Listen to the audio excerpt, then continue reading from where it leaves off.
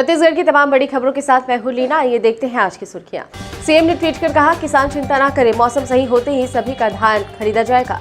छत्तीसगढ़ में बढ़ते कोरोना संक्रमण के बीच प्रशासन ने बरती सख्ती। कृषि मंत्री चौबे ने कहा, लोगों को दहशत में आने की जरूरत नहीं। और भाजपा प्रदेश अध्यक्ष ने सीएम को लिखा पत्र, बेरोजगार युवाओं के मासिक भत्ता देने 9,000 करोड़ बजट में शामिल करने का आग्रह। अब देखते हैं खबरों विस्तार से। प्रदेश के अलग अलग हिस्सों पर हो रहे बेमौसम बारिश ने किसानों की चिंता बढ़ा दी है। बारिश होने के कारण धान केंद्रों पर किसान धान नहीं बेच पा रहे हैं, जिसे लेकर प्रदेश के मुख्यमंत्री भूपेश बघेल ने ट्वीट कर कहा है कि किसानों को चिंता करने की जरूरत नहीं है, किसानों से पूरा धान खरीदा जाएगा। आपको बता दें कि बेमौसम बारिश होने के कारण धान खरीदी केंद्र भी प्रभावित हुआ है। किसान धान खरीदी केंद्र तक नहीं पहुंच पा रहे हैं और अपने धान समर्थन मूल्य पर नहीं विक्रय कर पा रहे हैं, जिसे देखते हुए मुख्यमंत्री ने कहा है कि किसानों को चिंता करने की जरूरत नहीं है। जितने पंजीकृत किसान हैं उनसे पूरा धान खरीदा जाएगा। वहीं धान खरीदी की तिथि बढ़ाने को लेकर अभी कोई डिसीजन सामने नहीं आया है।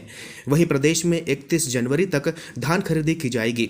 अब तक प्रदेश में 69 लाख मीट्रिक टन से अधिक धान खरीदा जा चुका है और लगभग 17 लाख किसान अपना धान समर्थन मूल्य पर बेच चुके हैं।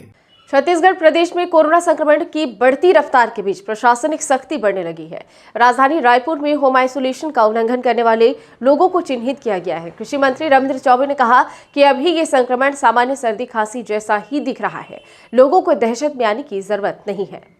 रायपुर जिले के प्रभारी मंत्री रविंद्र चौबे ने कहा है कि व्यापक संक्रमण होने के बावजूद भी अभी लोग हॉस्पिटल नहीं जा रहे हैं। इसका मतलब है कि इसमें पैनिक होने की कोई ज़रूरत नहीं है।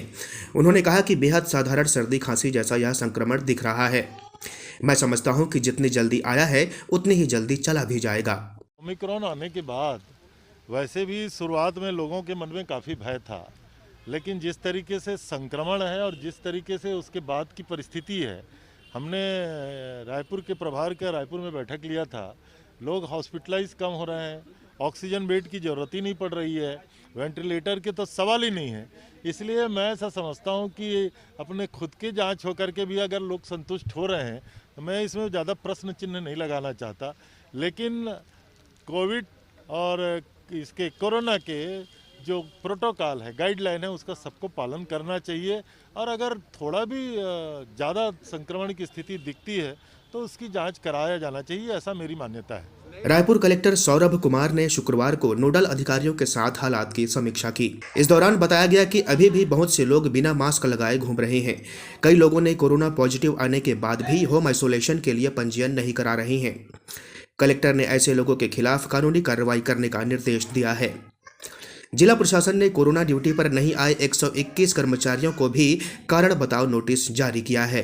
भारतीय जनता पार्टी ने कांग्रेस पर हमला बोलते हुए भाजपा के प्रदेश अध्यक्ष विष्णुदेव साय ने मुख्यमंत्री को पत्र लिखकर आने वाले बजट पर प्रदेश के बेरोजगार युवाओं के मासिक भत्ता देने के लिए 9,000 करोड़ की बजट में शामिल करने का आग्रह किया है, जिस पर कांग्रेस के नेताओं ने केंद्र में भारतीय जनता पार्टी की सरकार को भी वादा खिलाफी सरकार बताया है।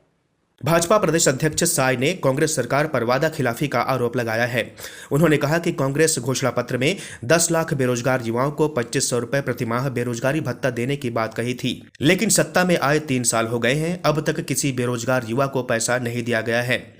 कांग्रेस सरकार 10 लाख बेरोजगार युवाओं को 2500 प्रतिमाह के हिसाब से 3 साल का बेरोजगारी भत्ता 90 हजार प्रदान करें, जिसके लिए 9,000 करोड़ रुपए बजट में सम्मिलित करें।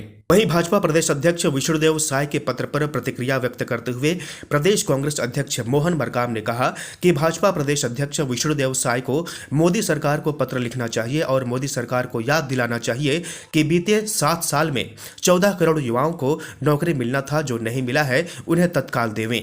साथ ही 140 करोड़ जनता के खाते में 15-15 लाख रुपए तत्काल जमा कराएं। आगे कहा कि भाजपा पहले अपने कामों को देख ले, फिर प्रतिक्रिया दे।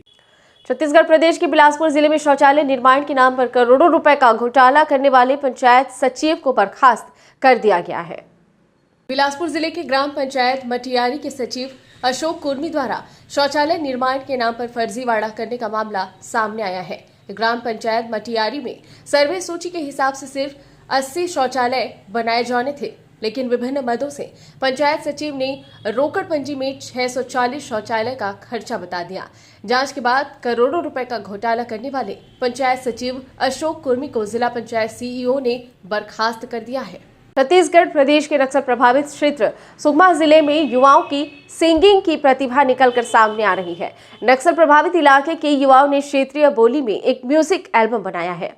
युवाओं का म्यूजिक एल्बम अब लोगों के बीच लोकप्रिय हो रहा है। हाल ही में सुकमा के 6 दोस्तों ने हल्बी बोली में फीलिंग वाला लव वीडियो एल्बम रिलीज किया है। दिसंबर में रिलीज किए गए एक हल्बी सॉन्ग को 4 मिलियन से ज्यादा लोगों ने देखा था। सोशल मीडिया पर भी फीलिंग वाला लव इन दिनों ट्रेंड पर है। इस बुलेटिन में फिलहाल इतना ही। बने रहिए DV लाइव के साथ। नमस्कार।